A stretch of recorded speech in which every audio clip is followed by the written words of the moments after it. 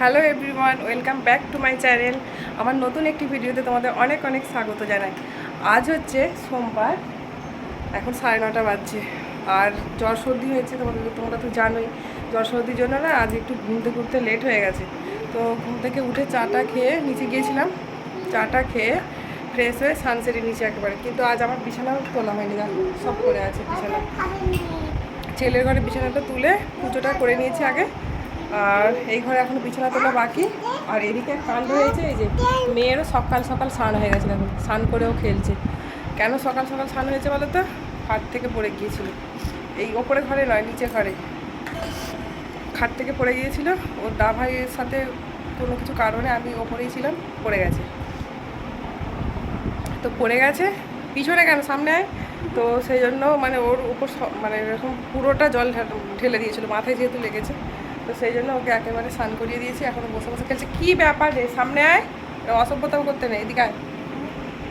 জামা পরে আছিস, খালি গায়ে নেই তো? খালি গায়ে আছিস, জামা পরে আছিস?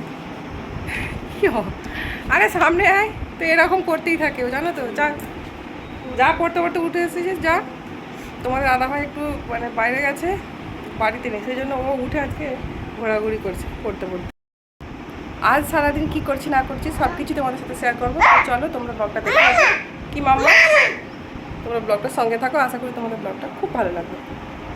মামা, ও মাম্মা, সবাইকে সুপ্রভাত বলো তো, দেখি তুমি কেমন উচ্চারণটা করো। সুপ্রভাত বলো।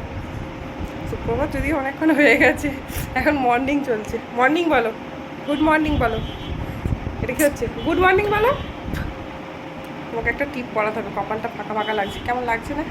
তো চলো বিছানা তুলে নিই, আবার নিচে যে রান্না বান্না শুরু করতে হবে। মাঝে মাঝে ভাবি ভগবান যে কেন খাওয়া দাওয়ার নিয়মটা বের করেছিল কে জানে বাবা। না, নিয়মটা বের করলেই ভালো হতো। আর বের করলেও নিয়মটা যদি একদিন খেলে 5 দিন খেতে হতো না, সেটাই ভালো, মানে সেরকম একটা নিয়ম থাকলে ভালো হতো, আমার অনেক সুবিধা হতো। কেন বলো তো, আজকে শরীরটা একদম ভালো লাগছে না। আসলে ঠান্ডা লাগাটা এতটা বেড়ে যাবে আমিও বুঝতে পারিনি। আর বাড়িতে প্যারাসিটামল আছে, ওটাই খেয়ে নিচ্ছি। আর সিরাপও আছে, সিরাপটা তবে খাচ্ছি না, তবে ভাবছি আজ থেকে সিরাপটা খেতে হবে, না হলে না এই সর্দিটা কমবে না। তো সেই জন্যই না সব কাজেতে একটা বিরক্ত ভাব আছে। শরীর যদি ভালো থাকে সব কাজ করতে ভালো লাগে, আর শরীর খারাপ থাকলে না সবেতেই বিরক্ত লাগে। তো কিছু করারও নেই, রান্নাবান্নাও করতে হবে, ছেলে মেয়েদেরকেও খেতে দিতে হবে, আর নিজেকেও খেতে হবে। তো চলো, বিছানা তোলা প্রায় হয়েই গেছে, এবার যাব নিচে। তো আমার বিছানা তোলা হয়ে গেছে, এখন আমি নিচে যাব, রান্না বান্না করবো, কিছু খেয়ে নেবো। তো চলো এখন নিচে যাই। নিচে এসে বেগুনি দিয়ে মুড়ি খেলাম, আর আনাজ কেটে রেখেছে মা, আর মাই বেগুনিটা করে রেখেছিলো, মুড়ি খেলাম, খেয়ে আনাজও কাটা আছে, এবার রান্না বসাবো। আর মেয়ে দেখো কী করছে, মেয়ে এদিকে দেখো খেলছে খেলছে। মা তুমি কি রুটি করেছো? রুটি করছো? রুটিটা বেলা দেখো, সবাইকে একটু দেখাই তুমি কত কাজ জানো, বাবারে। মামা মাম্মা,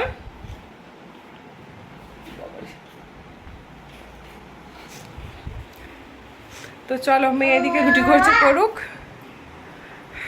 আর আমি রান্না অলরেডি বসিয়ে দিয়েছি। কি রান্না হচ্ছে চলো দেখাই তোমাদেরকে। এত ঠান্ডা লেগেছে, বাপরে বাপ। এদিকে এই যে, তারা ব্যাক ক্যামেরায় দেখায়, এদিকে হচ্ছে উচ্ছে আলু ভাজা, আর লাউ দিয়ে মুগ মুসুর ডাল, আর ডিম সেদ্ধ হবে বাচ্চাদের জন্য। বাচ্চারা বলতে এই যে 3টে, কেউ খাবে না, মা বাপি তোমার দাদাভাই খাবে না, আমি আর ছেলে মেয়ে খাবো। এই জন্য আমাদের জন্য ডিম আর আলু ঢ্যাঁড়স দিয়ে একটা তরকারি। এই যে, তো আমি রান্না করার মাঝখানে, মানে রান্না করতে করতে মাঝখানেতে ইউটিউবে ভিডিও আপলোড করলাম। আর এদিকে আমার রান্না বান্না প্রায় হয়েই এসেছে, এই দেখো। তো এই যে আমার লাউয়ের ডাল হয়ে গেছে, লাউ দিয়ে মুগ মসুরের ডাল, উচ্ছে আলু ভাজা।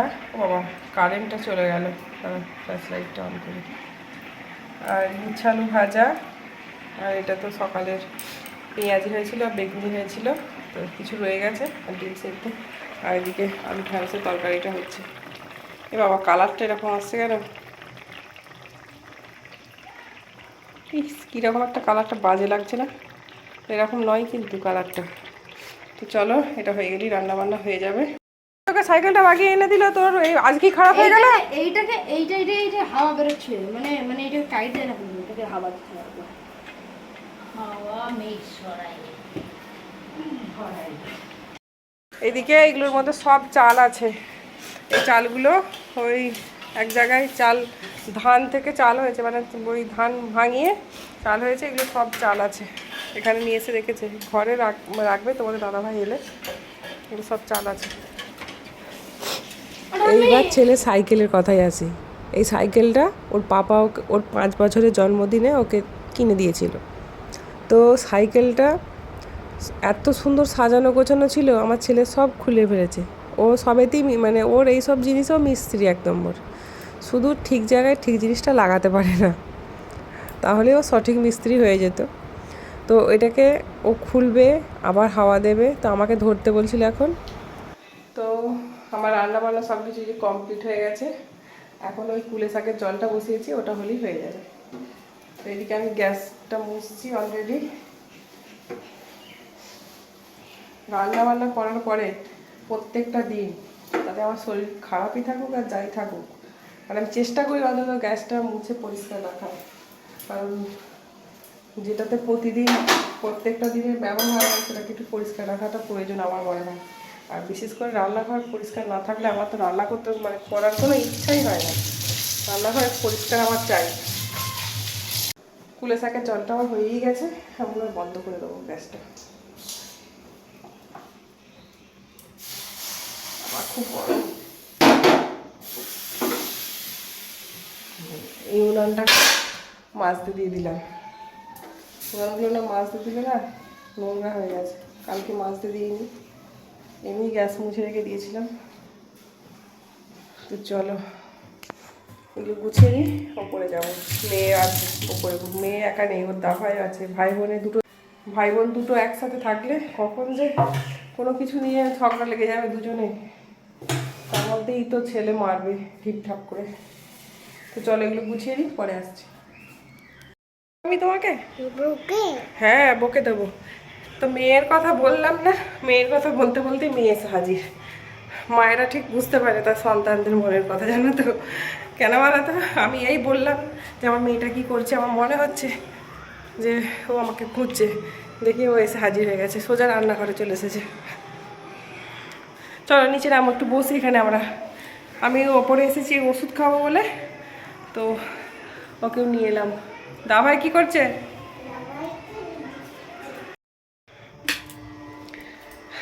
ওষুধ খেলাম, ওরা ভাই বোনে টিভি দেখছি, দেখুক একটু, আমি একটু বসি। যাই, শরীরটা তো ভালো নেই, আর নাক দিয়ে এত কাঁচা জল বেরিয়ে যাচ্ছে, সর্দি, তো সেই জন্য নাক চাবিটাও খুলে রেখেছি। মুখটা কেমন লাগছে একটা বলো। আর মেয়ের তো এর মাঝখানে স্নান করে একটা নতুন মানে পরিষ্কার জামা পরালাম, আবার নিজে আবার জলের বোতল খুলে জল খেতে গিয়ে গোটা জামা ভিজিয়ে ফেলেছে, আবার চেঞ্জ করলাম। দেখি আবার কী করছে, এখানে বেশিক্ষণ বসাও যাবে না। গলাটা পুরো একটা কথা বলতে বলতে না আমার একটা হাঁপ আসছে, মানে কথা বলতে বলতে বারবার দীর্ঘ নিঃশ্বাস ছাড়ছি আমি, কষ্ট হচ্ছে, এতটা সর্দি হয়েছে। দেখি ওরা কী করছে। সোনামা কোথায় তুমি? হ্যাঁ তুমি এখানে, তো এখানে কি করেছো বাবা? সিঁদুর ফেলেছো, সিঁদুর মেখেছ? এ বাবা জামাটা কি করেছো? তোমাকে এই চেঞ্জ করিয়ে দিলাম না। আর ও ড্রেসিং টেবিলে হাত পেয়ে গেছে, মানে হাত পৌঁছে আছে এখানে, ও ড্রেসিং টেবিল খুলে ফেলছে, খুলে সমস্ত জিনিসপত্র ঘেঁটে ফেলছে, ওলট পালট করে দিচ্ছে। কী করি বলো তো। চলে গিয়েছিলাম দোকান, ওই সামনের দোকানটায়, তোমরা তো জানো যাই আমি এই দোকানে মাঝে মধ্যে।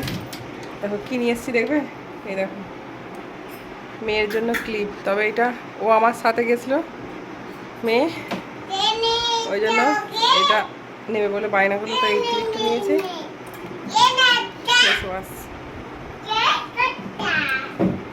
আর এর মধ্যে আছে একটা গোলাপ জল, এই যে গোলাপ জল আর তুলো মাথা দিয়ে। কি ওই বলতে নেই,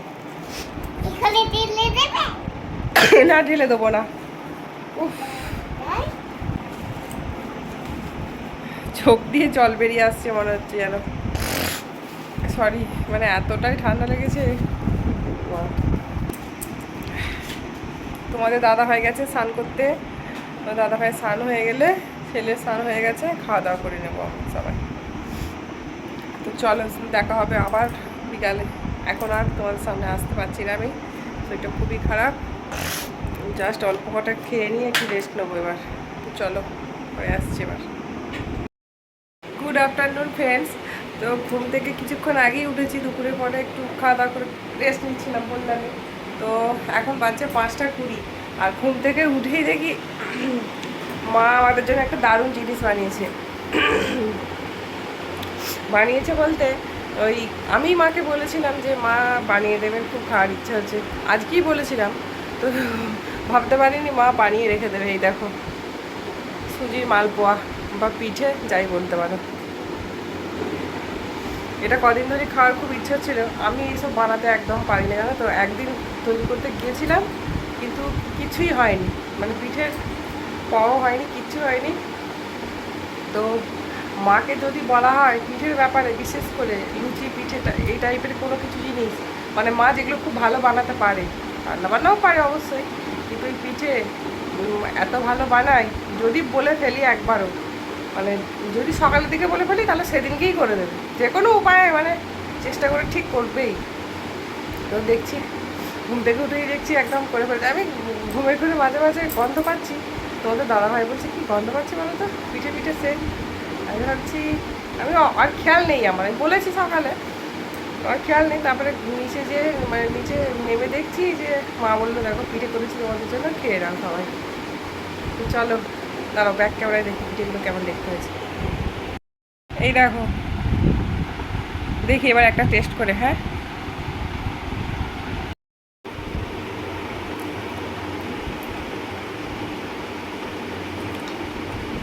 আমি আবার এই জাতীয় পিঠে একটু লাল লাল খেতে পছন্দ করি, কি জানি কেন জানি না, আমার একটু বেশি টেস্ট লাগে।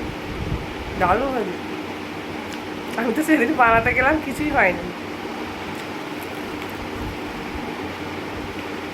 চলো, নিচে ছেলে মেয়ে অলরেডি খাচ্ছে, তোমাদের দাদা ভাইকে দিয়ে এবার ওর টিভি দেখছে, টিভি চালাচ্ছে বলে আমি এখানে চলেছি। নাও পিঠে নাও,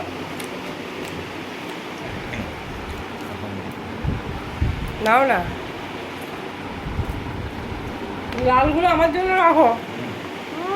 না, তুমি লালগুলো আমার জন্য রাখো। চলো পরে আসছি। তো এখন বাজছে 9:30 রাত্রি, মানে সন্ধ্যা দিকে শুয়েছিলাম। হালকা জ্বর জ্বর আছে, আর সর্দি তো হয়েছে তোমরা জানো। তো সেই জন্য শরীরটা একদম ভালো নেই, নিচে যাচ্ছি একটু যা কিছু খাওয়া দাওয়া করে নেবো। বাপি আজকে রান্না করেছে, তরকারি করেছে, ডিম রান্না করেছে। চলো দেখি, একটু খাওয়া দাওয়া করে নিই, ছেলে মেয়েকেও খেতে দিই। চলো দেখি। ও বাবা, এটা কি স্টাইলের ডিম রান্না করেছে ওই দেখো। বেশ ভালো দেখতে লাগছে তো, আমি তো দেখেই অবাক। ওই ডিমের পোচ টাইপের কিছু একটা করে, আর বাহ, ডিমের ক্যারি করেছে। তো চলো, তো ডিম রান্না দেখি তো মনটা পড়ে গেল। বাপি রান্না করেছে বললামই, সন্ধ্যাবেলা বাপি রান্না করেছে আজকে তরকারি, ভাত আছে দুপুরের। তো চলো আমরা এখন খাওয়া দাওয়া করে নিই, আর ব্লগটা বেশি বানাচ্ছি না, শরীর যেহেতু খারাপ। তো চলো আজকের ব্লগটা আমি এখানেই শেষ করছি। ব্লগটা কেমন লাগলো অবশ্যই কমেন্টে জানাবে, আর যদি আমার ব্লগ ভালো লাগে তাহলে লাইক কমেন্ট শেয়ার করবে। এরকম নতুন নতুন ব্লগ দেখতে হলে চ্যানেলকে অবশ্যই সাবস্ক্রাইব করতে হবে। তো চলো, টাটা।